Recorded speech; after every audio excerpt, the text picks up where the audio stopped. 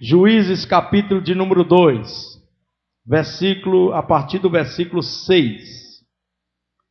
É o segundo domingo que eu prego em cima de Juízes. Glória a Deus, aleluia. Eu queria que abrisse mais meu microfone, por favor. Juízes, capítulo, está melhorando um pouquinho, pode abrir mais e aumentar um pingo. Capítulo de número 2. Glória a Deus, aleluia. Tá bom já, tá bom, tá ótimo. A partir do versículo 6, pode baixar mais um pouco. Todos encontraram, amém? Havendo Josué despedido o povo, foram-se os filhos de Israel, cada um a sua herança, para possuírem a terra. Serviu o povo ao Senhor a todos os dias de Josué, e todos os dias dos anciãos que ainda sobreviveram, por muito tempo depois de Josué, e que viram todas as grandes obras feitas pelo Senhor a Israel. Faleceu Josué, filho de Num, servo do Senhor, com a idade de 110 anos. Sepultaram no limite da sua herança, em Timate-Heres, na região montanhosa de Efraim, ao norte do Monte Gaás. Foi também congregada a seus pais toda aquela geração, e outras gerações após ele se levantou, que não conhecia o Senhor, nem tão poucas obras que fizera Israel.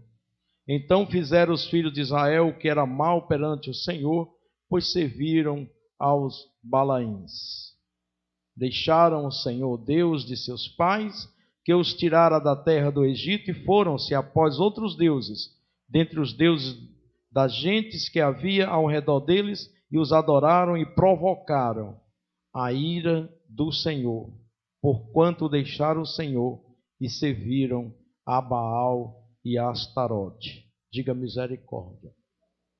Senhor, nós queremos que esta palavra venha falar ao nosso coração, à nossa família, que ela fique marcada, que seja um desafio, um alerta do Senhor para as nossas vidas, Pai, e para a nossa descendência, e para aqueles que virão ainda, filhos, netos, bisnetos, e também para os nossos filhos atuais. Que o Senhor venha nos abençoar. Obrigado, Senhor, e que a Tua palavra venha falar ao nosso coração. Me use e me capacita para a Tua glória e para o Teu louvor. Digam amém. Lembrando aos irmãos que quinta-feira é de suma importância a sua presença aqui na igreja. Nós estamos num seminário sobre o Espírito Santo. E o que nós temos hoje sobre o Espírito Santo nas igrejas é um equívoco, é uma distorção bíblica. De um lado, há um grupo de protestantes que não crê mais nos dons espirituais. Estão errados. Do outro lado, tem um grande grupo que crê nos dons espirituais, que estão errados também, porque creem de forma errada. A doutrina pentecostal, a doutrina que ensina o batismo no Espírito Santo, tem distorcido o real sentido do batismo no Espírito Santo. Nós cremos nos dons espirituais, a Igreja Cristã Manancial da Graça crê. Mas como é que nós cremos é que você vai ver na quinta-feira. Não é da maneira menina, infantil, moleque, que as igrejas estão fazendo, pregando aí fora, onde o batismo do Espírito Santo é um tormento para as pessoas.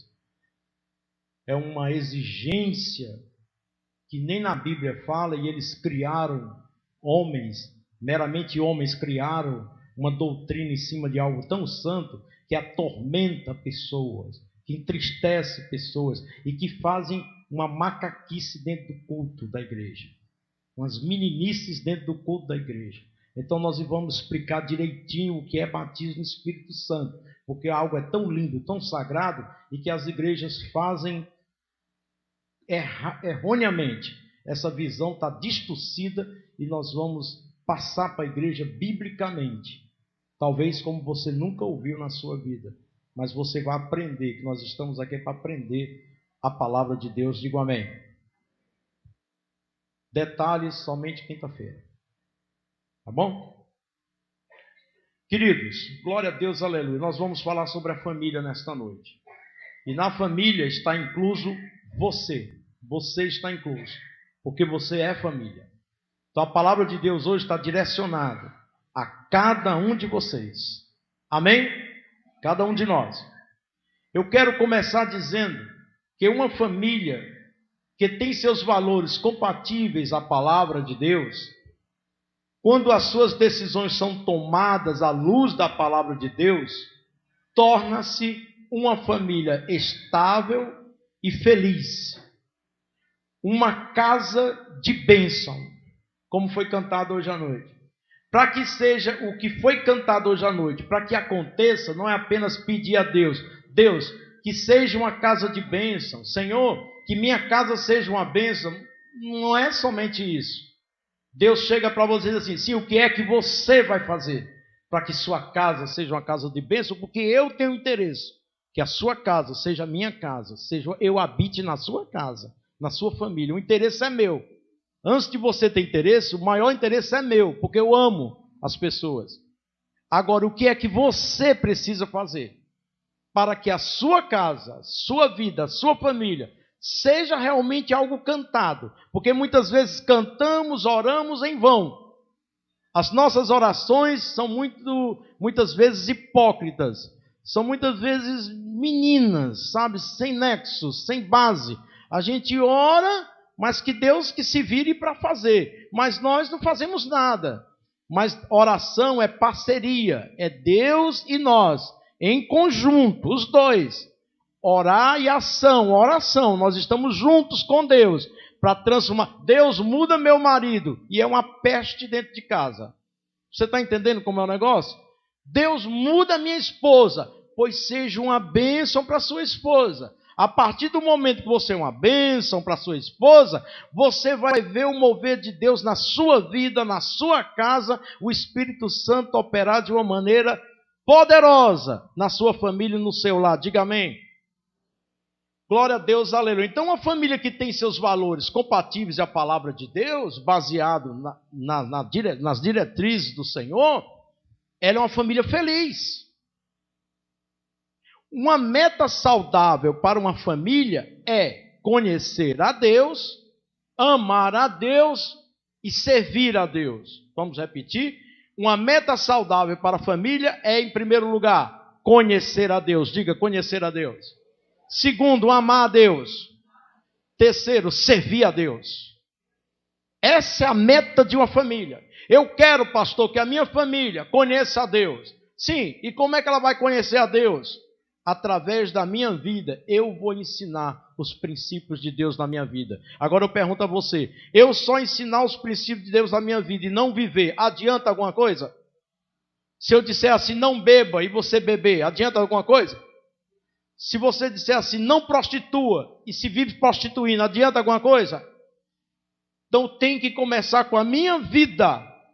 Eu quero que as pessoas conheçam a Deus na minha casa, pastor. Não somente eu ensinando a palavra de Deus, mas que elas vejam vida na minha vida e a vida de Deus que habita dentro de mim. Amém? Glória a Deus, aleluia. Aí sim. E que com isso vai gerar intimidade. Gerando intimidade, vai gerar amor. Ou seja, a minha família vai adorar a Deus não por medo, não com medo de ir para o inferno, não por causa dos castigos, das provações, não por causa que vai entrar no estreito de Jeová, como os pentecostais dizem, não por causa disso ou por causa daquilo. A minha família vai amar simplesmente a Deus porque Ele é amor, porque Ele é maravilhoso, porque Ele é a pessoa mais linda de tudo que existe, e porque o propósito de vida dele na minha vida é o melhor possível, e porque eu sou muito grato a Ele que morreu na cruz para me salvar.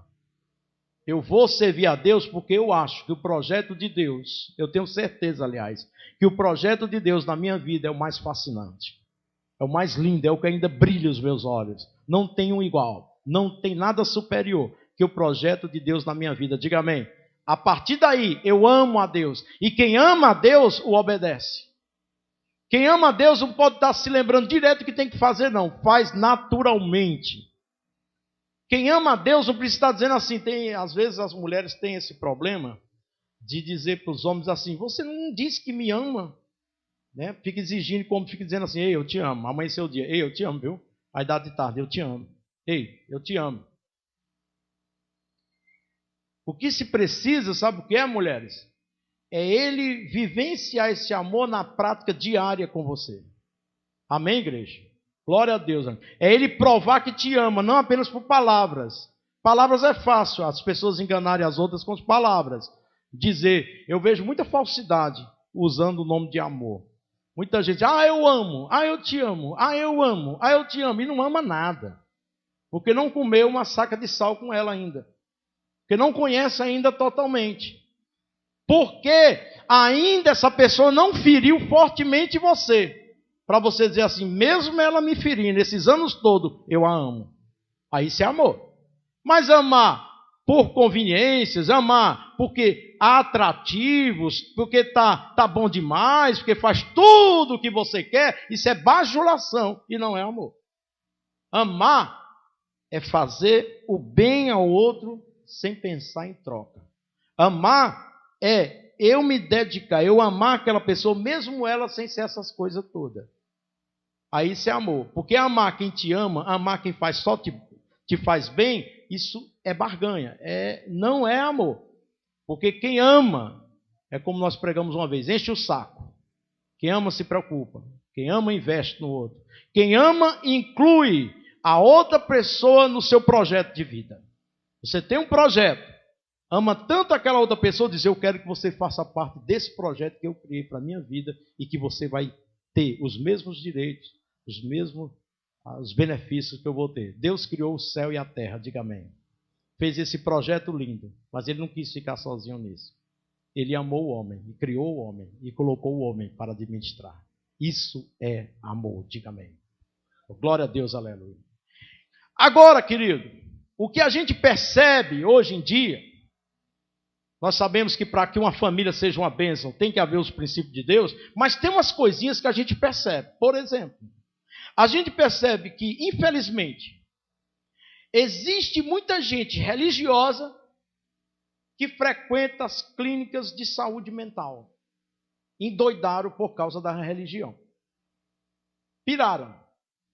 Adoeceram. Hoje mesmo ali no terminal do Antônio Bezerra, tinha uma irmã que estava dizendo, e as irmãs da igreja aqui são lindas, são bem maquiadas, são bonitas, cabelo bonito, se arruma, cheirosas. Embora não estou cheirando nenhuma não, é porque a gente sabe que usa perfume, né? Graças a Deus. Mas a gente nota que as irmãs aqui realmente são muito bonitas e elegantes, as irmãs da igreja. E esse irmãozinho, não sei nem se é irmão, não sei o que é aquilo, estava lá bombardeando as pessoas lá no terminal do Antônio Bezerra.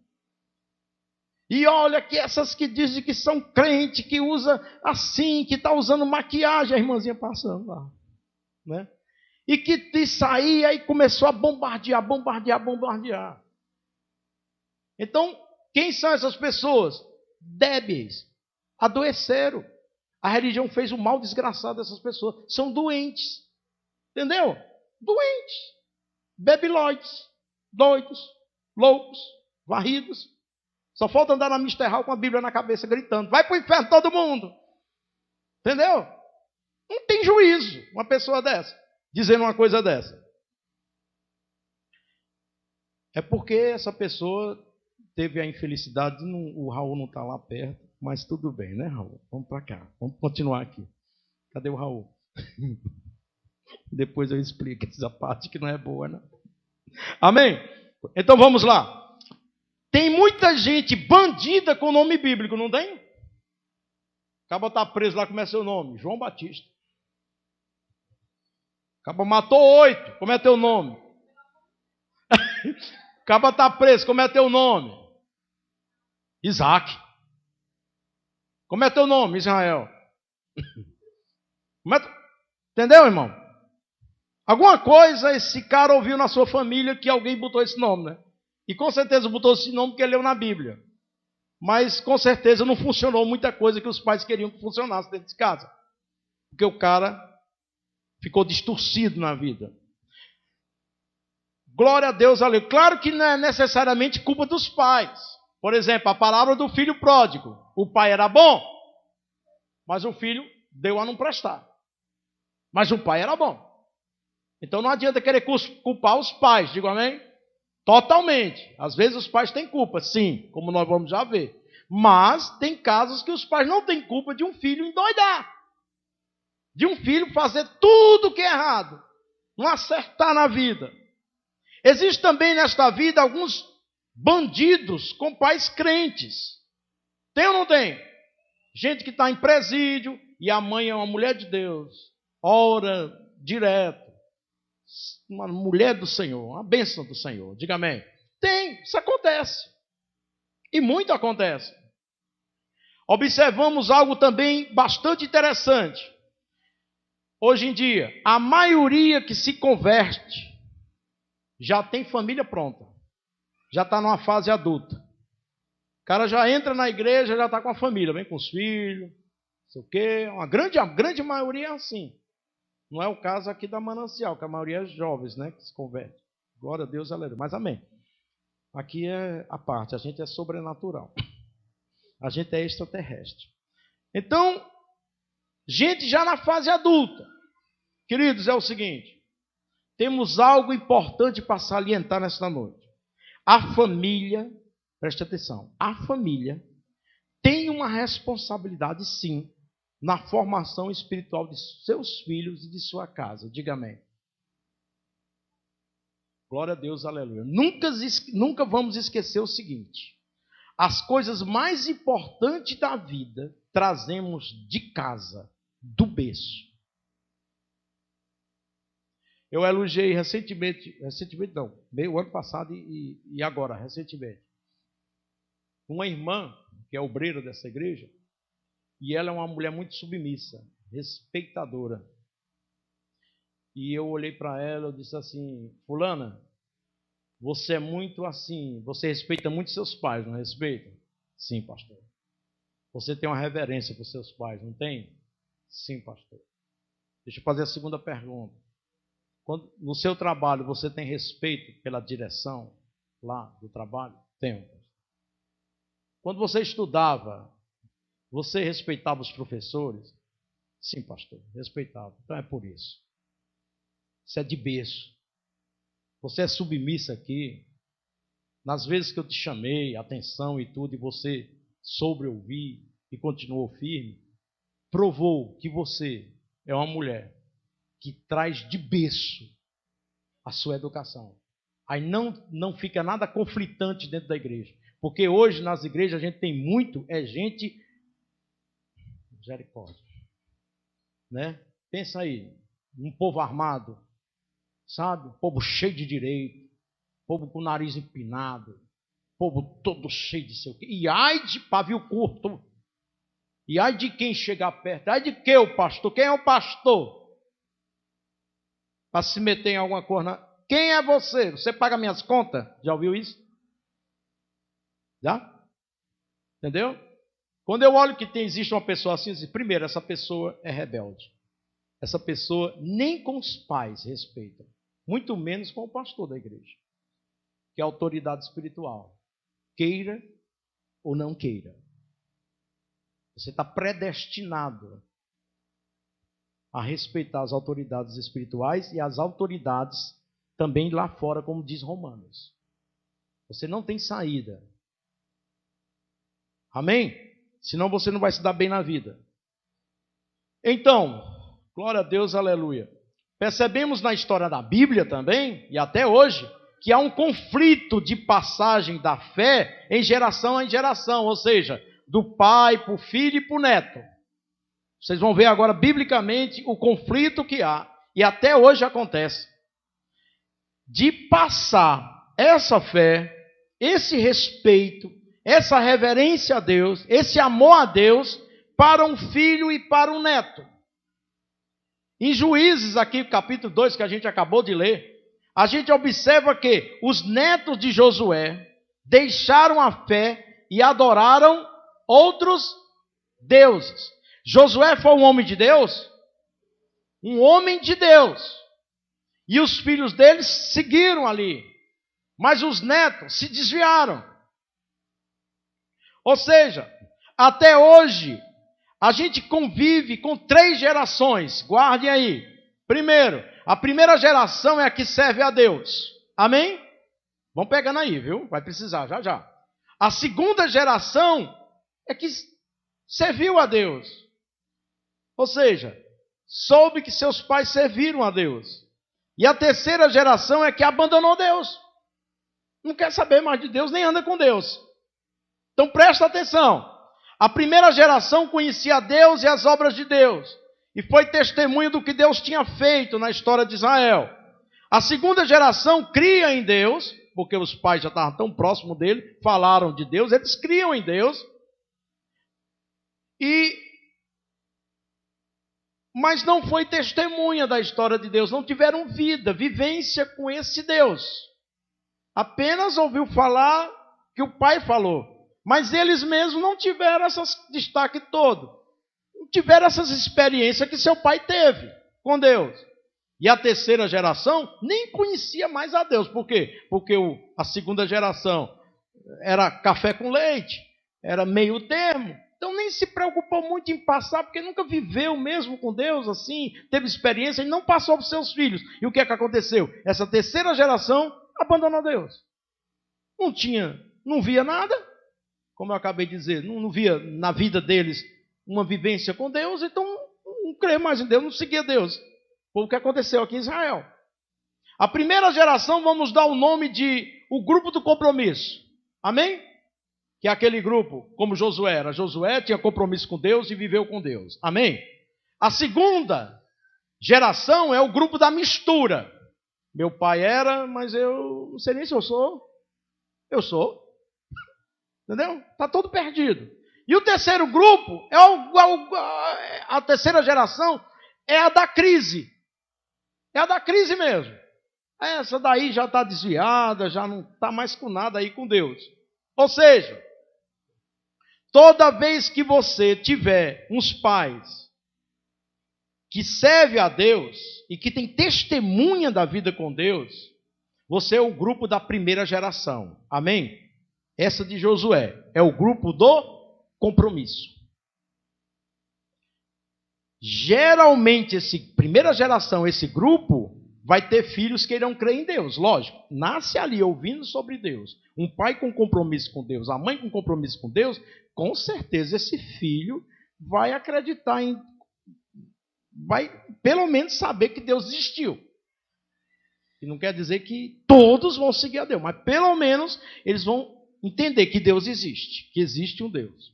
Amém?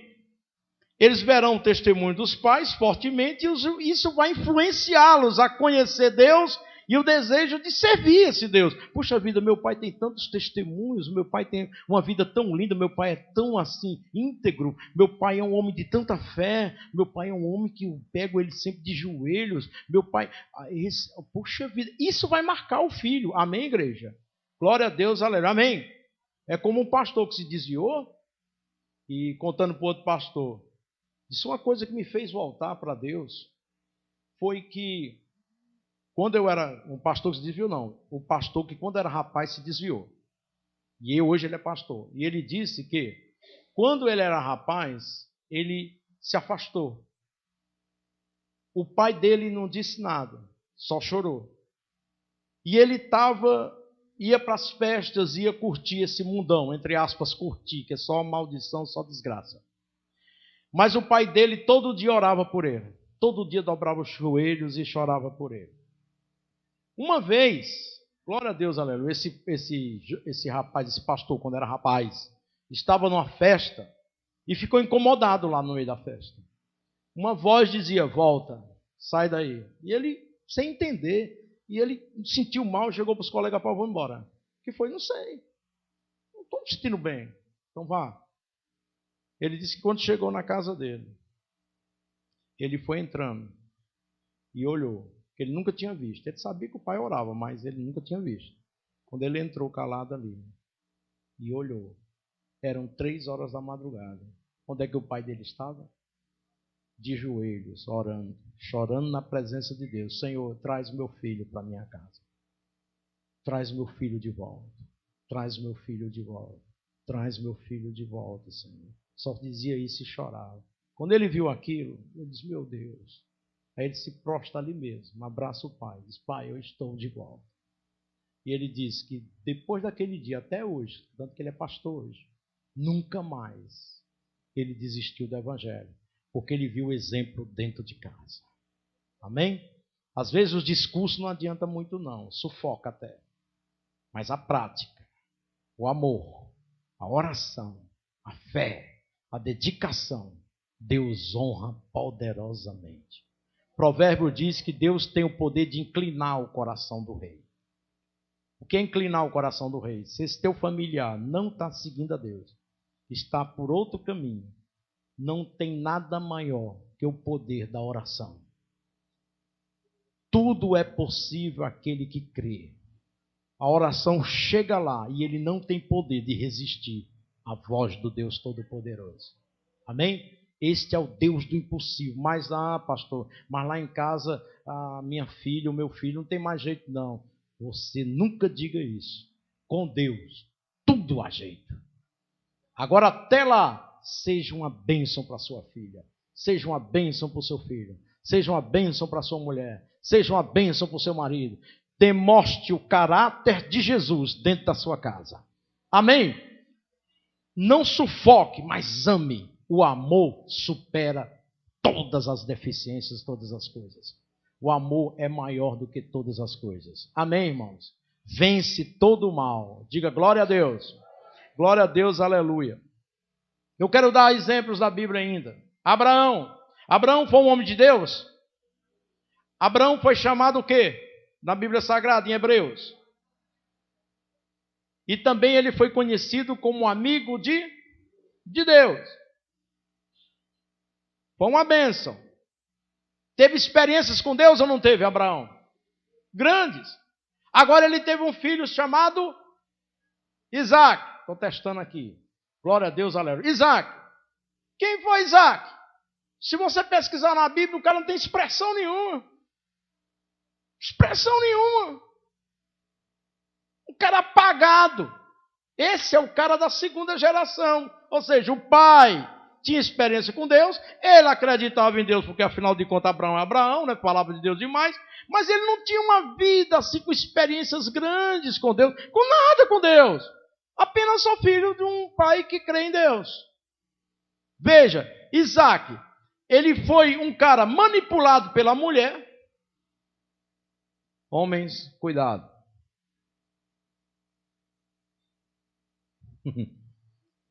Os protagonistas da história de Isaac, sabe quem foi? A mulher e os filhos.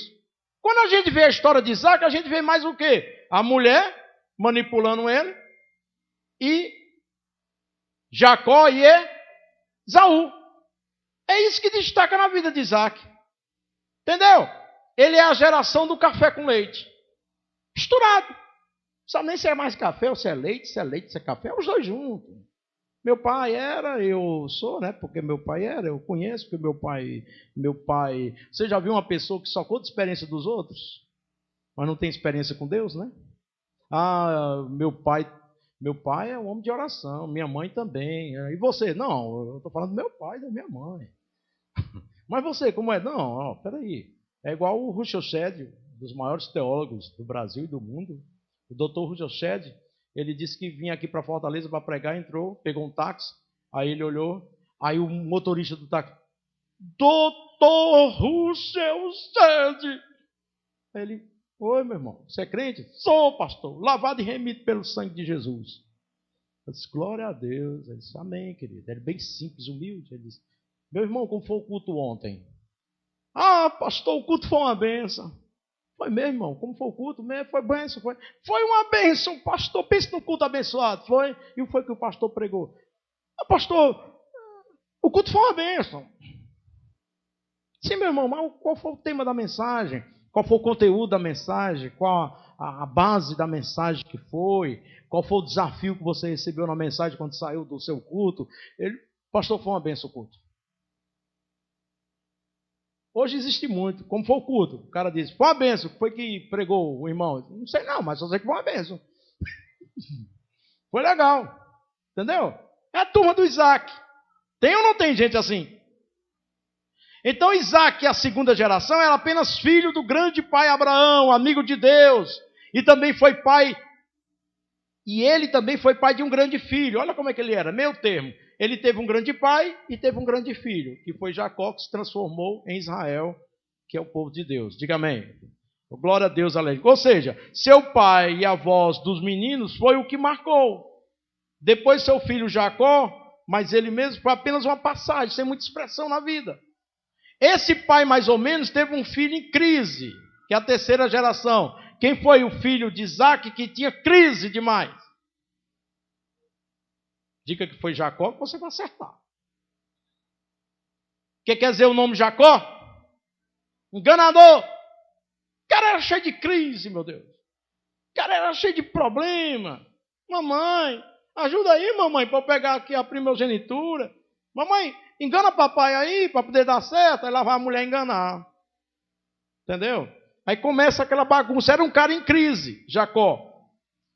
Crise de identidade com seu pai, ele era enganador, tinha fonte e vínculo com sua mãe, forte vínculo com sua mãe, até ser transformado no encontro que teve com Deus, todos nós sabemos, de enganador passou para Israel. Mas até lá um cara cheio de crise. Você entendeu? Um cara que tinha crise, ou seja, ele podemos classificar aqui como o da terceira geração, da crise. Então vamos analisar também 3 gerações na casa do rei Davi. O rei Davi era um homem segundo o coração de Deus, amém? Deixa eu fazer uma pergunta a você. Você sabe por que Davi era um homem segundo o coração de Deus? Quem sabe aqui? Hã? Sabe por que é que Davi era um homem segundo... Sabe por que é que Davi era um homem segundo o coração de Deus, irmãos? É porque Davi era assim. Era um homem que pecava, mas tinha coragem de confessar o seu pecado. É um homem que errava, mas se arrependia dos seus pecados. Era um homem que não varria seu pecado para debaixo do tapete. Ele assumia os seus erros. Era um cara desarmado. Era um homem que sabia voltar atrás quando fosse necessário. Um homem segundo o coração de Deus. Que Deus gosta de um coração assim, contrito e quebrantado. Deus não despreza jamais. Amém? Foi nesse sentido dessa simplicidade dele, humildade dele, que Deus diz, que a Bíblia diz, era um homem segundo o coração de Deus. É nesse sentido. Glória a Deus, aleluia. Isso que quer dizer então, segundo o coração de Deus. Depois veio o filho dele para reinar Israel. Quem foi? Diga que foi Salomão, que você vai dar uma glória a Deus. Esse filho dele, ele começou bem, não foi mais ou menos? Mas quem é que tinha experiências grandes com Deus? Era o pai dele. Era ou não era? Esse filho é a segunda geração. Mas quando ele morreu, ele antes tinha se desviado, bagunçado, deixou Israel bagunçado. Ele chegou a desviar-se logo, adorando outros deuses. Algo que ficou bem claro em Israel, irmão, naquela época era o seguinte: um rei de Israel não podia acumular dinheiro, cavalo, que era soldado, e mulher. Salomão fez as 3 coisas. Aí veio a queda. 1000 mulheres. Ele começava a negociar terras com casamentos. Ele chegava, vamos contextualizar aqui o negócio, né? Glória a Deus. Vem cá, como é que é aí? Vamos negociar aqui o negócio. Primeira coisa que ele quer saber é o seguinte: como é a tua filha? Bonitinha? Tua filha aí é o filhazinho? Então vamos negociar esse negócio aqui. Então ele fechava um assunto, ganhava a terra, trocava alguns favores e pegava a filha do outro rei lá, da outra pessoa lá. Como é a filha do rei lá? Os soldados dele diziam assim: rapaz, é feinha. Não, deixa para lá, a gente tem outras terras aí para resolver. O negócio desse era mulher. Sem vergonha o cara era. Entendeu? Negociava muito esse negócio com mulheres, casando com as filhas e adquirindo riquezas também. Por causa disso, esse desejo desenfreado por mulher, ele que tinha tudo, a maior sabedoria que existia era dele, que Deus deu. Riquezas Deus deu a ele. Foi isso ou não foi? Tudo para prosperar, não era? Para ser um cara abençoado. Mas ele não conseguia ser um segundo coração de Deus como seu pai. Sabe por quê? Porque ele se desviou. As outras mulheres que vinham com outros deuses, e ele caiu adorando outros deuses. Foi aquilo que eu preguei domingo passado. O começa com mel e o gosto no final é fel. Temos que ter cuidado com nossas escolhas, nossos desejos. Amém, irmãos? Glória a Deus, aleluia. Salomão foi aquele cara que se envolveu demais, não pensou, entrou no caminho da demência espiritual, e geralmente é assim. As pessoas vão se envolvendo com coisas que parecem boas, que dá prazer, e depois acabam na lama, num poço. Geralmente é assim, não tem o que tirar. Aí veio a terceira geração. Salomão morreu e veio o seu filho chamado... Vocês sabem como era o filho de Salomão? Que herdou dele? Eu dou uma dica, eu falei dele domingo passado. Olha, o cara é tão apagado que ninguém nem se lembra do nome desse cara na história. Jeroboão. Até o nome é feio, né? Esse daqui nem adorava a Deus. Era um zero à esquerda. No reinado dele foi que houve aquela divisão de Israel. Reino Norte e Reino Sul. Foi uma tragédia esse homem. E assim é a regra.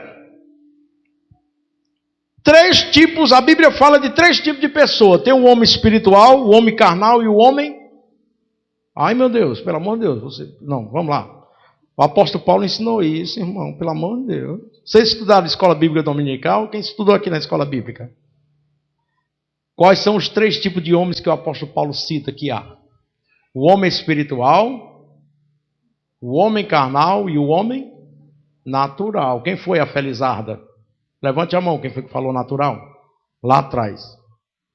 Quem é que eu só estou vendo a mão? A Mariana, tem que ser a Mariana, né, Mariana? Glória a Deus, aleluia. Então pronto. O espiritual é aquele que ouve as coisas de Deus. Por ouvir e ter intimidade com Deus, ele entende as coisas de Deus. Não precisa de muito discurso, é natural, automaticamente ele entende as coisas de Deus. Ele entende sobre as grandezas de Deus. Amém? Por quê? Porque ele é espiritual. Ele tinha uma mente antes e ele se dispôs para Deus renovar a sua mente. Ele submeteu para que sua mente agora fosse cativa à mente de Deus. Diga glória a Deus. Amém?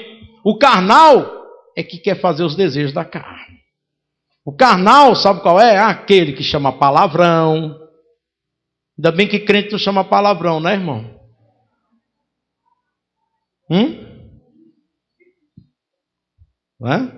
Palavrão. Não gosta de... Ainda bem que crente, quando namora, não pega em lugar esquisito na menina, né?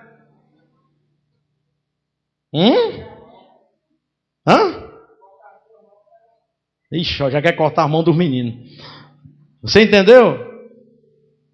O crente carnal é aquele que diz, sou crente. Aí tem um namoro igual do mundo.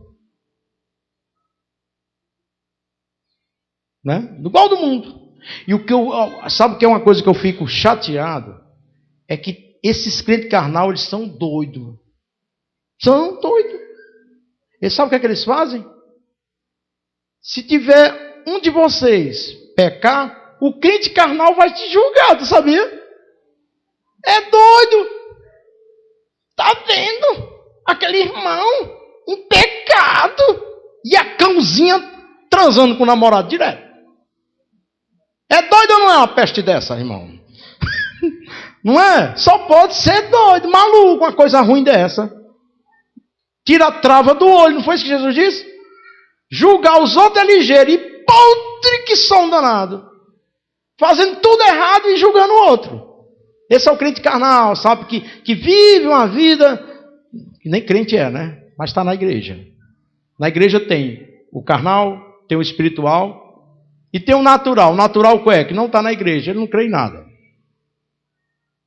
Não acredita nesse negócio de fé, de tudo, acha isso aí tudo uma balelazinha. Esse coisa de religião, natural não quer saber nada disso, não. O negócio dele é a razão, é a forma científica, sabe? Essas coisas aí, está fora. Vocês entenderam agora, irmãos? Amém? Então, quais são os três tipos de pessoas que Paulo diz?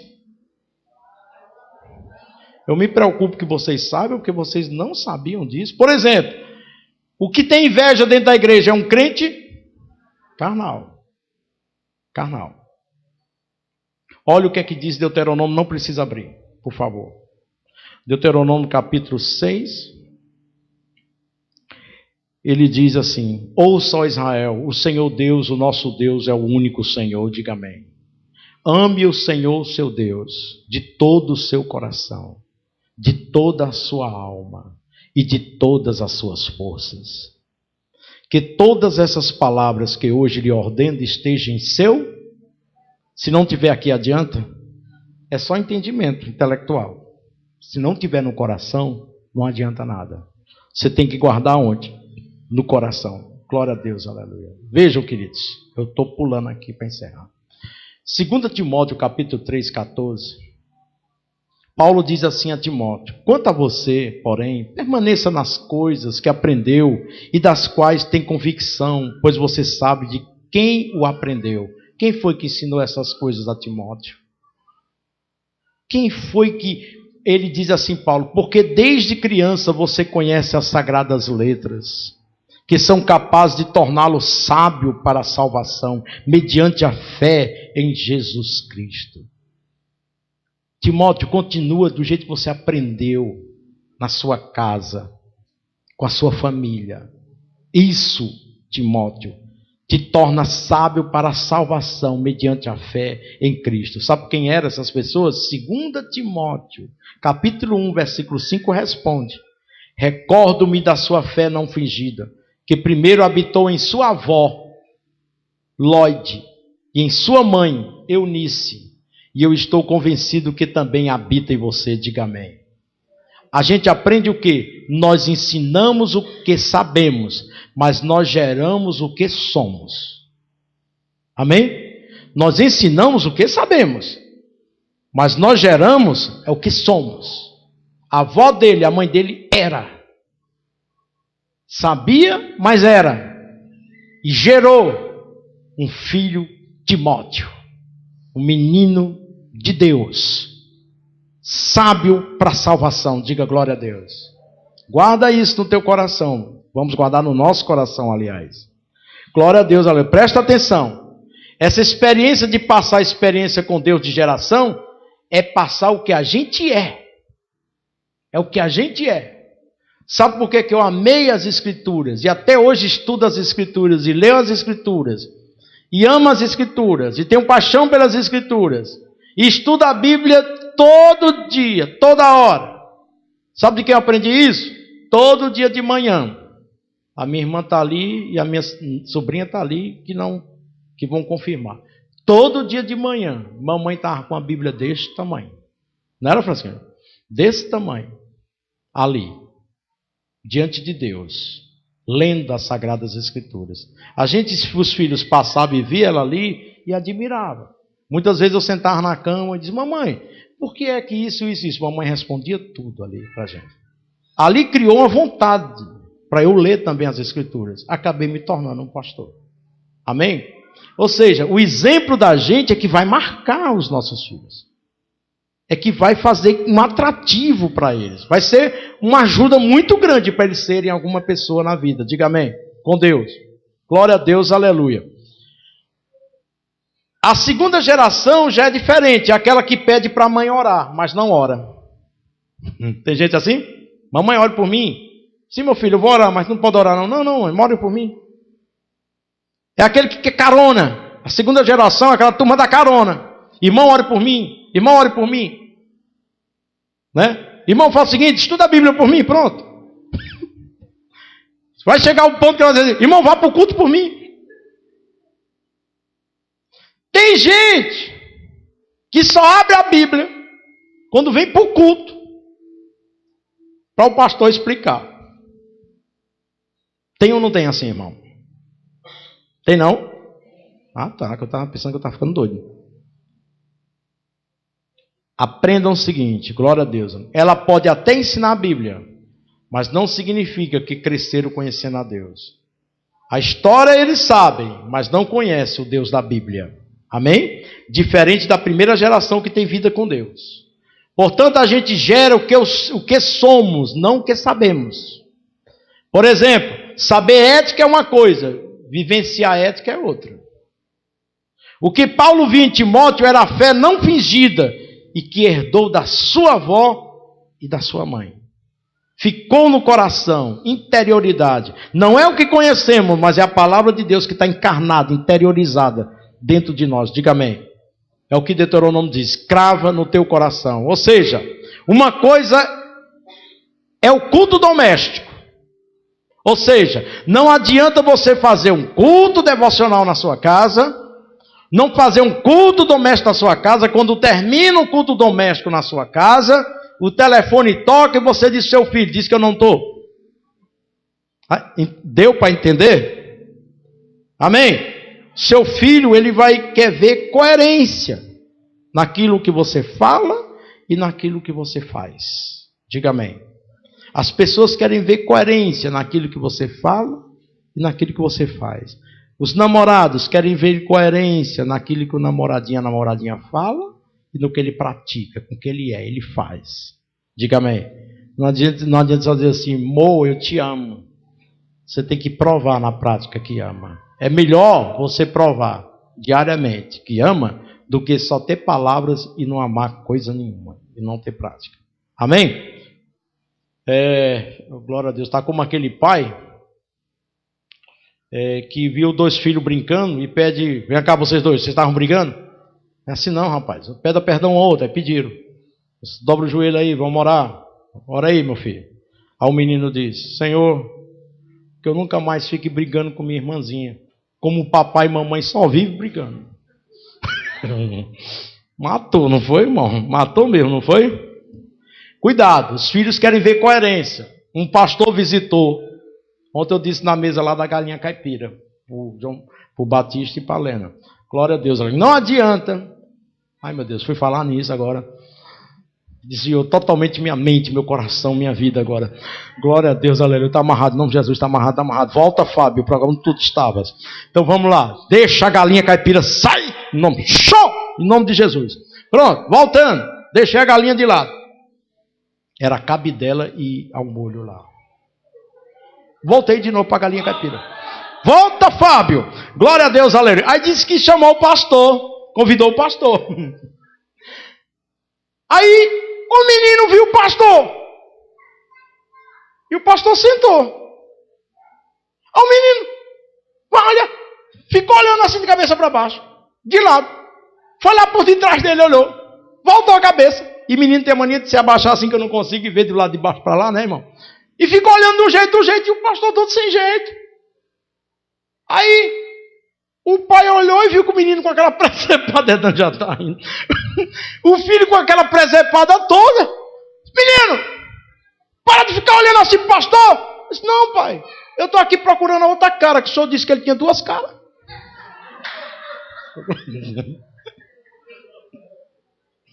Entrega mesmo, né, irmão? Eu me lembro uma vez do meu irmãozinho Fabinho, irmão de criação, está lá em Brasília, que eu cheguei para ele e eu disse, mas Fabinho, nesse dia quase que me mata de raiva. Eu cansado, rapaz, cansado de tudo. Eu cheguei, aí eu tinha muito amigo, igual o Tiago, é mais de 50 por dia. Aí a turma lá, Fábio. Aí eu, não, pelo amor de Deus, vou dormir. Fabinho, disse que eu não estou. Aí o Fabinho foi lá. Ei, Fábio disse que não estava não. Aí eu não tinha escutado isso. Quando foi no outro dia no colégio, Fábio, eu disse, que foi? Ai, Fábio, que não foi uma coisa dessa. Que foi, mano, que eu fiz? Tu disse pro teu irmão que tu não estava. Ele chegou para mim e disse, não, o Fábio disse que não estava não. Eu disse, tá certo. Quando chegar em casa ele me paga. Entendeu? Glória a Deus, aleluia. Então, queridos, tome muito cuidado. O tom de suas conversas vai revelar quem você é. Filhos, na base da graça de Deus, tem que haver joelhos no chão. Você pode dizer, pastor, mas é tão difícil. É ou não é? Mas sabe como é que resolve? Joelhos no chão. Só tem isso, joelhos no chão. Para consertar nossa casa, para ter uma família feliz, joelho no chão e coerência com o que pregamos e somos. Tem que ver vida na gente, para que aconteça vida também se expandir para os outros. Diga glória a Deus. Amém? Reproduzimos o que somos. Isso é complexo. Portanto, joelhos no chão. Joelhos no chão. Só dá certo com o joelho no chão. Você vê que em Lucas 15 houve parábolas de dracmas perdidas, sei o que perdido, e do filho pródigo. 3 coisas perdidas. Não foi? Pode olhar que a parte material eles foram buscar. Mas quando chega na palavra do filho pródigo, ele não foi atrás. Ele não foi atrás. Por quê? Porque isso aí só se resolve com o joelho no chão. Só se resolve com o joelho no chão. É mais complexo o ser humano. Diga amém. A palavra de Deus tem que estar no seu coração. Quem nos observa a maneira de viver, aí vê que não é da boca para fora, que somos genuínos com Deus. Diga amém. E isso faz uma grande diferença. Você tem que ser uma mulher e um homem de Deus e não alguém que tem os antepassados que serviam a Deus. Seja você um homem e uma mulher de Deus. A partir de agora, com essa sua idade novinha que você tem. Diga amém.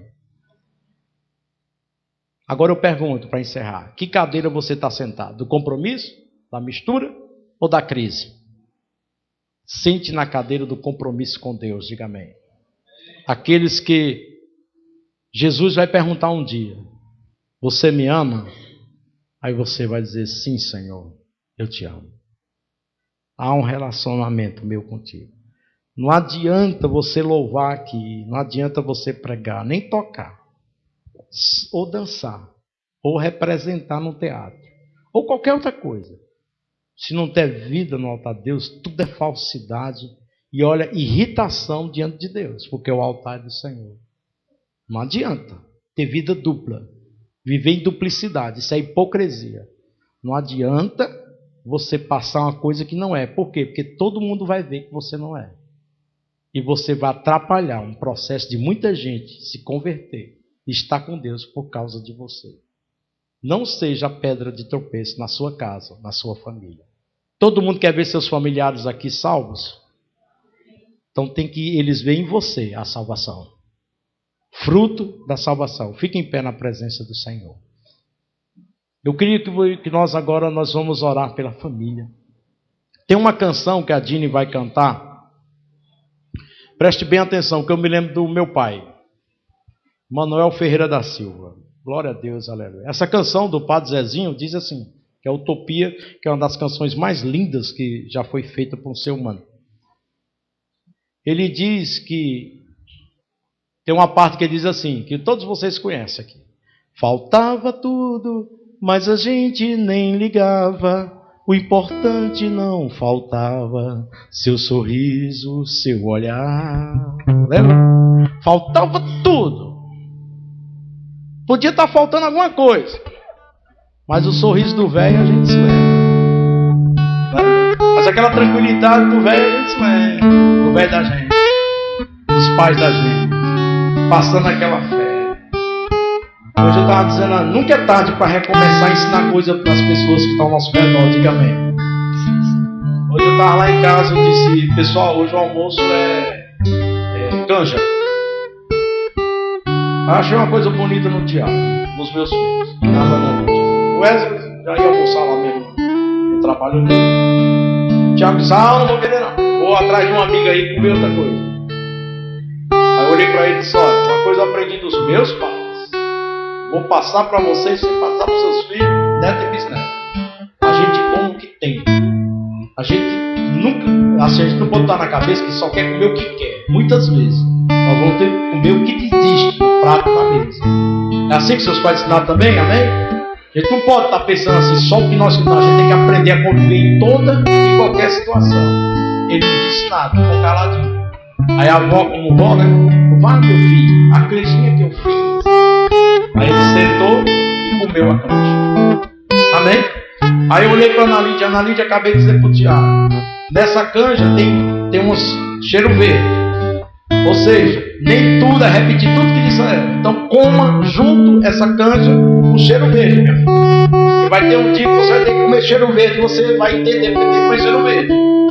Esteja toda e qualquer situação, glorifica a Deus e come daquele que está na mesa. E ela comeu também, tudo direitinho.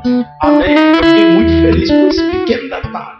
Que para mim, não sei para você, mas para mim, é de uma grande importância na vida deles. Vai servir quando a gente morrer. Eles vão se lembrar, papai disse para mim, meu filho, que a gente tem que estar contente com toda e qualquer situação. O meu que tem, o que no tempo que tiver a gente come e feliz. Amém? Então são essas coisas que a gente lembra da nossa família. Curve suas cabeças, feche os olhos.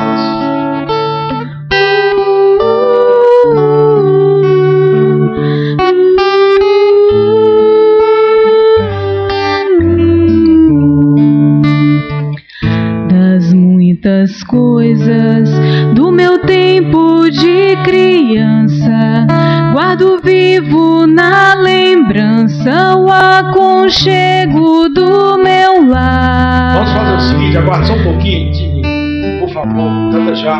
Eu queria que quem tem família aqui ficasse ao lado da sua família. Vamos almoçar nos seus lugares. Se teu pai e tua mãe estão longe de você, ou então seu irmão, seu primo, seu parente, procura aí, seu povo aí. Glória a Deus, aleluia. Amém?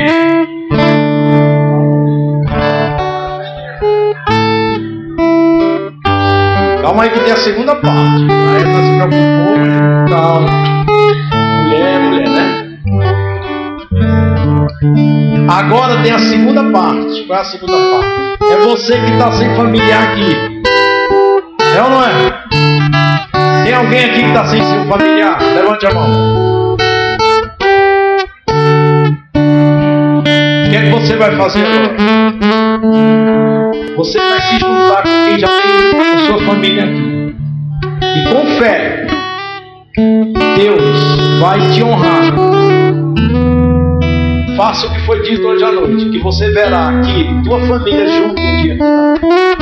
Glória a Deus, aleluia. Amém? Você crê nisso?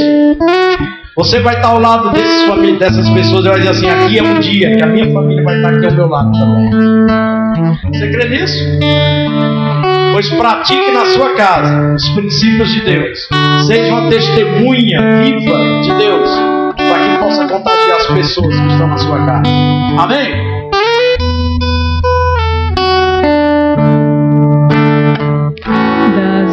Das coisas do meu tempo de criança, guardo vivo na lembrança o aconchego do meu lar. No fim da tarde, quando tudo se aquietava, a família se ajuntava lá no alpendre a conversar. Meus pais não tinham nem escola nem dinheiro. Todo dia, o ano inteiro, trabalhavam sem parar. Faltava tudo, mas a gente nem ligava. O importante não faltava: seu sorriso e seu olhar.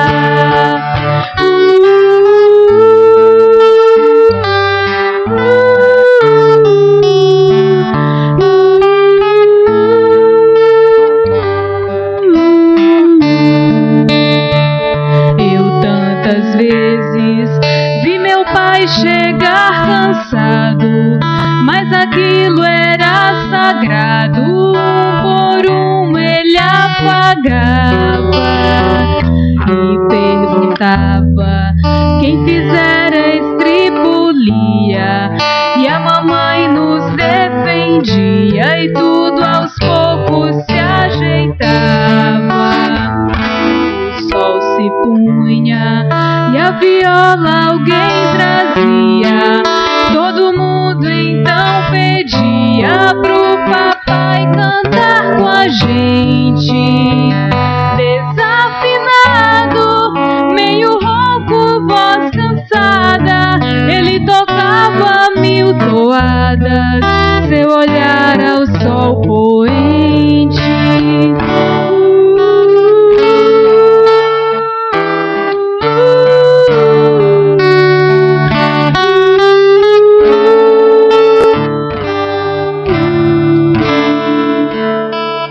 Passou-se o tempo e hoje vejo a maravilha de se ter uma família quando tantos não a têm.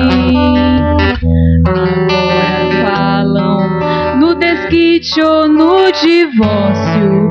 O amor virou consórcio, compromisso de ninguém. Há tantos filhos que bem mais do que um palácio gostariam de um abraço e do carinho entre seus pais. Se os pais se amassem, o divórcio não viria.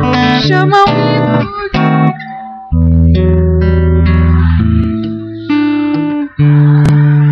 Vamos pro coral.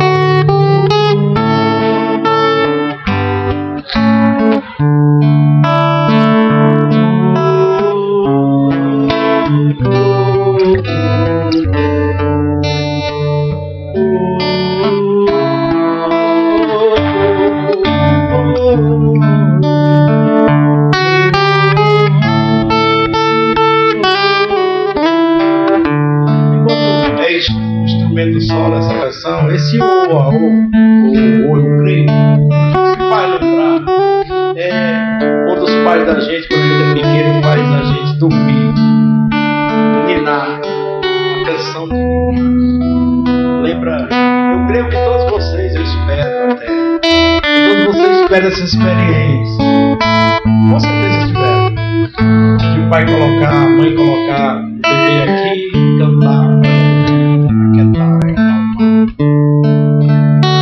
Talvez você hoje não tenha nem seu pai, nem sua mãe, mas você tem Deus para fazer, para cantar, ensinar para você, para ninar, para cantar para você, para colocar você para Deus, para te acolher. Como eu, alguns já perderam seu pai, mas só